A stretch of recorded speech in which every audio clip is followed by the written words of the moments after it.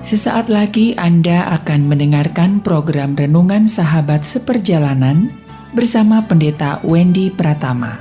Selamat mendengarkan.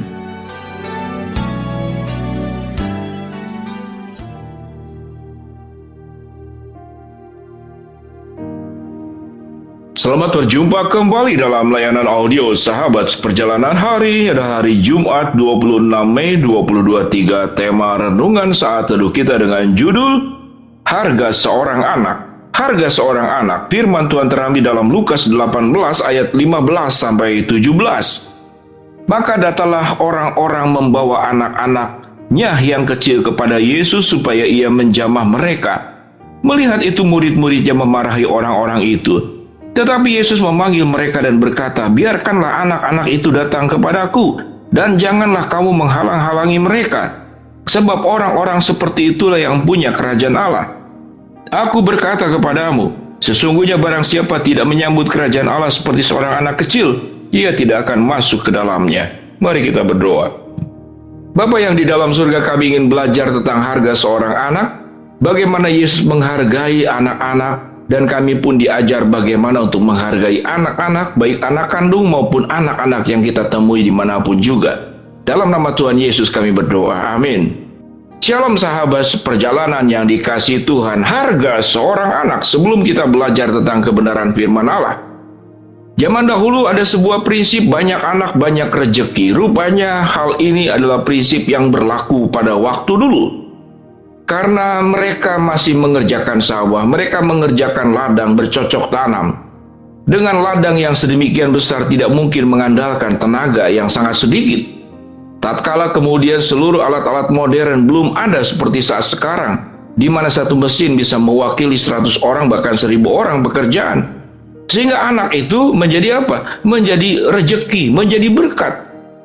Ya, jadi banyak anak, banyak berkat, banyak anak, banyak rezeki. Itu zaman terdahulu. Apakah benar? Di dalam prinsip ini, manusia punya konsep ekonomi, bahwa anak adalah komoditas ekonomi. Dengan banyak anak, maka akan bisa menghasilkan banyak kemajuan secara ekonomi, menimbulkan banyak sekali penghasilan. Itu anak. Namun pada zaman sekarang, orang-orang tidak mau punya anak. Khususnya di negara-negara maju, karena untuk punya seorang anak yang pertama, mengganggu kebebasannya untuk menyatakan ekspresi diri, jati diri. Kemudian juga tahu dengan jelas seorang anak terlahir itu dengan biaya yang sangat mahal. Sehingga demografi negara-negara maju di zaman-zaman saat ini dan waktu ke depan menjadi sebuah persoalan. Karena mereka lebih banyak penduduk dengan usia lansia yang menjadi tanggungan negara yang menimbulkan masalah ekonomi. Sementara banyak kemudian negara-negara yang penduduknya semakin berkurang, termasuk di Asia, di Jepang, di Korea, di Singapura. Sehingga ada beberapa negara kemudian kalau punya anak maka akan diberikan tunjangan oleh pemerintah. Anak menjadi beban. Mengapa kemudian zaman dulu orang ingin punya anak banyak, dan mengapa zaman sekarang orang tidak mau punya anak? Karena masalah faktor pertimbangan ekonomi. Sehingga anak menjadi komoditi. Untuk Indonesia kita bersyukur seperti Presiden Jokowi mengatakan 13 tahun dari tahun ini sampai ke depan adalah masa-masa emas. Sewaktu kita bisa menggunakan dengan baik, maka Indonesia akan menjadi negara termaju di dunia yang keempat. Kenapa? Karena demografi penduduk-penduduk muda kita masih banyak. Di Indonesia orang tidak ada sebuah ketakutan untuk punya anak, sekalipun lebih sedikit dari yang terdahulu. Keluarga saya ada 7 orang adik-beradik, istri saya adik-beradik ada 13. Tapi orang sekarang minimal dia punya anak 1, 2, atau 3, bahkan ada yang 4. Secara demografi tidak masalah, namun prinsipnya tetap sama. Manusia cenderung anak sebagai komoditi untuk keuntungan, komoditi sebagai bagian yang membuat sejahtera hidup. Bisa menghasilkan banyak aspek. Kalau tidak menimbulkan kesejahteraan, peningkatan ekonomi, maka jangan punya anak. Kalau kemudian punya anak menimbulkan kemajuan, maka kita lakukan supaya punya anak banyak dalam sebuah keluarga. Sahabat seperjalanan, dengan mengacu seperti demikian, bagaimana Yesus menghargai seorang anak? Apa yang Yesus katakan? Orang-orang membawa anak-anak kecil kepada Yesus supaya untuk diberkati. Tetapi murid-muridnya memarahi orang-orang itu. Mengapa memarahi? Karena itu anak-anak menimbulkan repot. Sudah mengurus banyak orang dewasa, sekarang anak-anak. Murid-murid adalah gambaran tentang sikap dunia, sikap kita. Anak adalah komoditi. Kalau menguntungkan kita terima, tidak menguntungkan anak-anak itu diusir. Tetapi apa yang dikatakan oleh Tuhan Yesus, biarkanlah anak-anak itu datang kepadaku dan jangan menghalang-halangi mereka. Sebab orang-orang yang seperti itulah yang punya kerajaan surga. Aku berkata kepadamu, sesungguhnya barang siapa tidak menyambut kerajaan Allah seperti seorang anak kecil ini, dia tidak akan masuk ke dalamnya. Kita melihat ada sebuah nilai dari anak kecil. Anak-anak itu menyambut Tuhan dengan kepolosan, dengan ketulusan, dengan sepenuh hati. Anak-anak itu tidak mengerti yang namanya bisnis. Hatinya itu masih tulus, polos, sekalipun tetap dalam kondisi berdosa, karena firman Tuhan berkata, anak dalam kandungan pun sudah dalam kondisi berdosa. Namun di dalam bagian ini Tuhan Yesus menjelaskan tentang anak itu yang mudah percaya, anak yang tidak punya niat-niat jahat. Kalaupun berantem berkelahi anak-anak, biasanya itu perkalian anak-anak. Kemudian selesai berantem dia akan kembali berkawan. Sedemikian polosnya hidup anak-anak. Dan apa pelajarannya yang kita ambil pada bagian ini? Seringkali hubungan kita dengan Tuhan pun adalah hubungan komoditi, hubungan ekonomi, hubungan untung rugi. Kalau saya dekat dengan Tuhan itu menguntungkan, saya akan terus dekat dengan Tuhan. Kalau dekat dengan Tuhan itu merugikan, maka saya akan lupakan Tuhan. Saya akan cari pribadi-pribadi lain yang bisa menggantikan Tuhan, yang memberikan keuntungan kepada kita. Apa itu harga seorang anak? Sewaktu Yesus melihat anak-anak adalah sebagai pribadi yang berharga, tentu ada kerepotan dengan menghadirkan anak. Yesus menghargai setiap manusia dengan penghargaan yang sesungguhnya.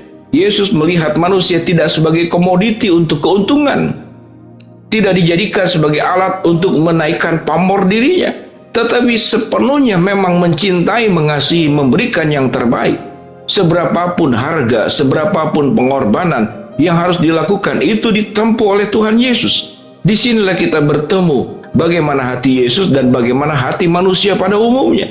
Manusia berorientasi untung rugi, namun Yesus berorientasi tentang kasih yang tiada batas, kasih yang tiada celah, kasih yang maha sempurna, kasih yang tiada tandingannya, melebihi tingginya langit, melebihi dalamnya laut, melebihi luasnya samudra, melebihi indahnya pelangi. Itulah kasih Tuhan. Ada sebuah penghargaan yang tinggi kepada manusia, termasuk kepada anak-anak. Biarlah sahabat seperjalanan, baik anak, baik siapapun juga, jangan jadikan relasi kita dengan siapapun juga, termasuk anak, sebagai komoditi untuk menguntungkan. Kalau itu menjadi orientasi dan pola cara yang kita lakukan, maka kita akan menjadi orang-orang yang mudah berkhianat, mudah tidak setia, mudah meninggalkan, dan kita tidak pernah melakukan yang namanya sebuah persahabatan yang kudus, persahabatan yang sejati.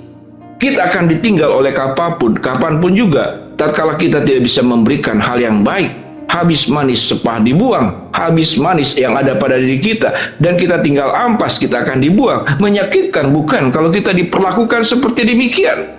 Kalau perlakuan itu menyakitkan, maka jangan lakukan perkara tersebut kepada orang lain. Hargai manusia bukan karena dia memberikan keuntungan, tetapi itu perintah Allah.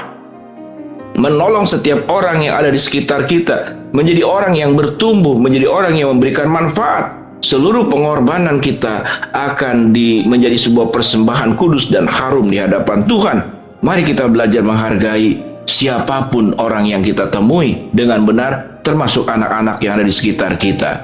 Kita berdoa. Bapa dalam surga, terima kasih kebenaran firman Allah mencerahkan kami untuk apa itu harga seorang anak. Hamba-Mu berdoa buat sahabat seperjalanan yang sedang sakit, Tuhan jamah sembuhkan. Sahabat seperjalanan yang sedang menghadapi masalah, Tuhan bukakan jalan. Sahabat seperjalanan yang sedang berdoa mengharapkan sesuatu, Tuhan akan kabulkan dengan cara dan waktunya Tuhan. Dalam nama Tuhan Yesus kami berdoa. Amin.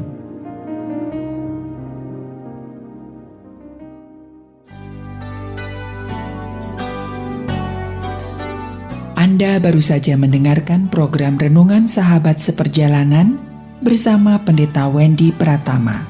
Terima kasih atas perhatian Anda. Tuhan Yesus memberkati.